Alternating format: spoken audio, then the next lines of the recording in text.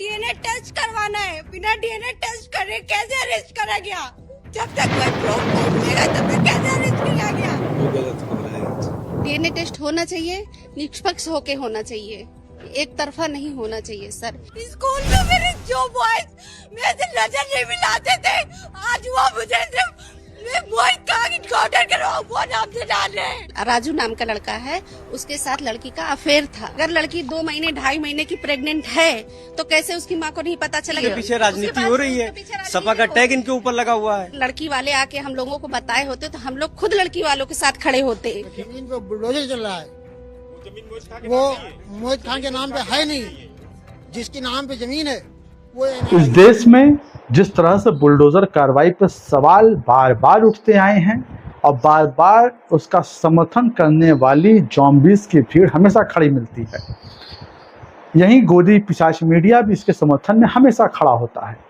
हालांकि supreme court वक्त वक्त पे फटकार लगाता रहता है कि इस तरह की असंवैधानिक कार्रवाई नहीं होनी चाहिए, लेकिन आजकल नफरती चिंटुओं ने, नफरती मुख्यमंत्रियों ने किस तरह से संप्रदाय में किसी समाज को दबाने के लिए बुलडोजर का इस्तेमाल शुरू कर दिया है, किस तरह से अपने राजनीति को चमकाने के लिए जो भी आरोपी होता है उस पर बुलडोजर की कार्रवाई कर देते हैं और बाद में ये दलील देते हैं कि नहीं हम इलीगल था इसलिए कार्रवाई किया। उनके आरोप पे कार्रवाई हमारी नहीं हुई है, क्योंकि आरोप जब तक सिद्ध नहीं होता तब तक अदालत भी उनसे सजा नहीं देती है।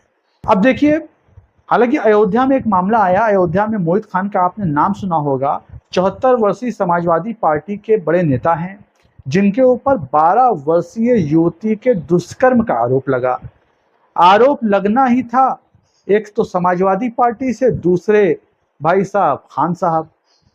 योगी आदित्यनाथ की टीम को किस तरह से एक्टिव होना पड़ा, वो दोषी करार हो या ना हो, लेकिन इससे मतलब नहीं है। आनन फानन में राजनीति के तहत उनके मकान पे, उनके दुकान पे, उनके जो शॉपिंग कॉम्प्लेक्स था सब पे बुलडोजर चला दिया गया। यहाँ तक कि उनकी राजनीतिक छवि को, उनकी खुद की छवि को भी धूमिल किया गया, सिर्फ इसलिए कि अयोध्या में योगी जी के सांसद जी हारे हुए थे और इसका एक बदला भी लेना था। और दूसरी चीज है कि एक समुदाय विशेष से थे तो कार्रवाई भी करनी थी।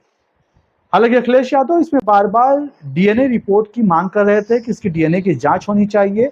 वो बार बार ये कह रहे थे कि मोहित खान को फंसाया गया। रिपोर्ट डीएनए की आ भी गई है और डीएनए की रिपोर्ट आने के बाद अब ये वास्तव में पता चला कि उस रेप दुष्कर्म में जो डीएनए मैच हुआ वो मोहित खान का था ही नहीं। जो मोहित खान पे ये आरोप लगाया गया कि वो बुला के वो दुष्कर्म करते थे और उनकी वीडियो बनाते थे, हालांकि ना वो वीडियो सामने आई ना का डीएनए मैच हुआ। किस तरह से जिस बिल्डिंग में सरकारी बैंक था, सरकारी बैंक कभी भी विवादित संपत्ति में नहीं जाता, उसके अपने नॉर्म्स होते हैं, उसके अपने रूल्स और रेगुलेशन होते हैं।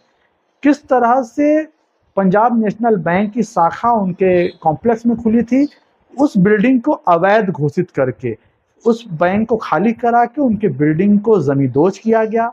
उनकी बेकरी पे फूड इंस्पेक्टरों का छापा डाला गया, डिपार्टमेंट का चाबुक चढ़ा कि हाइजीनिक नहीं थे, उसमें फंगस थे। किस तरह की कार्रवाई की गई और जो इस तरह की कार्रवाई प्रदेश में चल रही है, सबको पता है कि सत्ता में होते हुए आप किसी को बर्बाद कर सकते हैं और वही काम मोहित खान के साथ किया गया।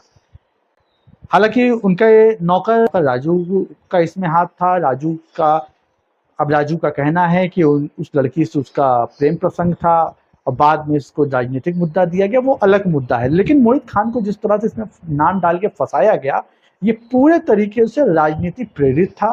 किस तरह से योगी आदित्यनाथ ने संविधान की, कानून की तमाम धज्जियां उड़ाते हुए मोहित खान जैसे एक नेता की, जो सम्मानित नेता थे, उनकी छवि को धूमिल करने का काम किया।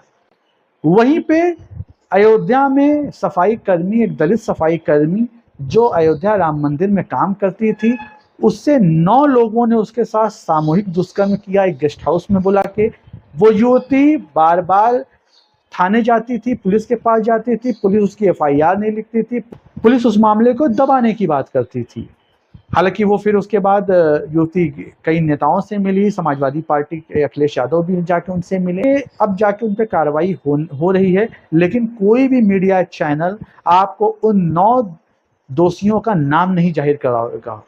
उन 9 दुष्कर्मियों का नाम नहीं डिस्प्ले कर रहा होगा, उन 9 दुष्कर्मियों के ऊपर कौन सी बुलडोजर की कार्रवाई हुई ये आपको नहीं दिख रही होगी। इसलिए मैं कहता हूं कि इस देश में जो बुलडोजर तंत्र के जो लोग अनुयायी हैं, जो लोग इसके समर्थक हैं, वो एक्चुअली वो उस अपराध के विरोधी नहीं हैं, वो सिर्फ एक समाज से नफरत करने वाले लोग हैं। एक समाज के खिलाफ इतना जहर बोया गया है कि उन्हें एक निर्दोष के ऊपर की गई कार्रवाई भी जायज लगती है। उन्हें ये लगता है कि किस तरह से मुसलमानों का खात्मा हो, किस तरह से मुसलमानों के ऊपर मुसलमानों को दबाया जाए ताकि वो अपनी भुखमरी, अपनी बेरोजगारी का बदला ले सकें, क्योंकि बेरोजगारी, भुखमरी सरकार दूर नहीं कर पा रही है, वो सिर्फ मुसलमानों पे ये कार्रवाई देकर ही खुश हो रहे हैं। आपको बता दें कि बेंगलुरु में भी एक घटना घटती है जहां 30 वर्षीय युवती की हत्या करके उसे 30 टुकड़ों में डालकर फ्रिज में रखा जाता है। मीडिया में और सोशल मीडिया में ये दर्शाने की फिर कोशिश की जाती है कि ये हत्या किसी मुसलमान ने की है, किसी अशरफ ने की है। यहाँ तक कि हमारे गोदी नफरती पिशाच एंकर भी इसमें कूद पड़ते हैं और आफ्ताब के बाद अशरफ का नाम उजागर करने लगते हैं। किस तरह से न्यूज़ 18 के एंकर अमन चोपड़ा, जिसका नाम अमन है लेकिन पूरे देश में अशांति फैलाने वाला नफरती चिंटू है, जो एंकर कम लगता है कि व्हाट्सएप यूनिवर्सिटी का मॉनिटर ज़्यादा है। आपने देखा कि किस तरह से उसने इस मुद्दे को भी कम्युनलाइज करने की कोशिश की। ये अंबानी जी के चैनल है। अब मुझे हैरानी होती है कि अंबानी जी एक बिजनेसमैन है जिनके प्रोडक्ट को हिंदू, मुस्लिम, सिख, ईसाई सब यूज करते हैं, जो एक स्टैंडर्ड मेंटेन करते होंगे अपने प्रोडक्ट में, एक गाइडलाइन फॉलो करते होंगे, लेकिन इस न्यूज चैनल को चलाने के लिए शायद अंबानी जी के पास कोई गाइडलाइन नहीं है।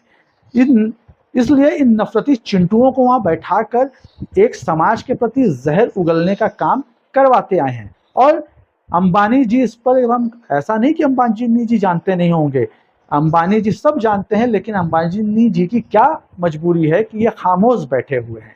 हालांकि अब उस मामले का खुलासा हुआ, उसमें उसके जो कातिल था वो मुक्ति रंजन रॉय जो हुआ, जिसने खुद भी आत्महत्या कर ली, उसका नाम उजागर हुआ।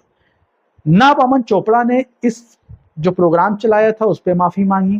तमाम वो गोदी मीडिया जो मुसलमानों के खिलाफ एक टाइम हेडलाइन तो चला देते हैं, लेकिन जब ऐसा कोई हेडलाइन खुलासा होता है, जब मुसलमान उसमें नहीं पाया जाता है, तो ये इतने सातिर हैं कि ये उसमें सफाई तक देने नहीं आते। ये उसमें बताते भी नहीं कि नहीं, हमसे वो गलती हुई थी, हमारे पास गलत सोच से खबर आई थी, क्योंकि इनकी मानसिकता जो रहती है वो देश में मुसलमानों के विरुद्ध एक माहौल बनाने की रहती है। ये इसीलिए हमारी गोदी मीडिया है जो दुनिया में शर्मसार होती आई है, जो भारत में सिर्फ और सिर्फ सत्ता की चाटुकारिता, उसके नफरती एजेंडे को प्रमोट करना, मात्र यही काम करती है। आज के लिए इतना ही, मिलते हैं अगले वीडियो में। तब तक के लिए नमस्कार, सत श्री अकाल, जय हिंद, खुदा हाफिज।